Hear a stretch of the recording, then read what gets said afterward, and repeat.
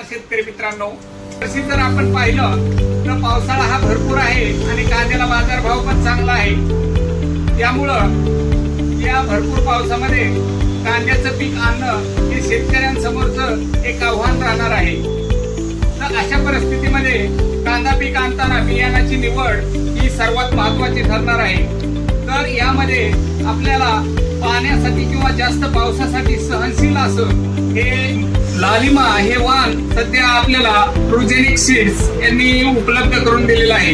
हे जे वाण आहे ते पाण्यासाठी मार्केटमधल्या सर्व वाणांपेक्षा सहनशील असं वाण आहे, कारण ह्याची जी मूळ वाढण्याची क्षमता आहे ती जास्त आहे आणि मूळ झोन किंवा रूट झोन जो आहे तो एकदम सशक्त असल्यामुळं हा जो काही कांदा आहे हा जास्त पाण्याला या ठिकाणी तग धरू शकतो।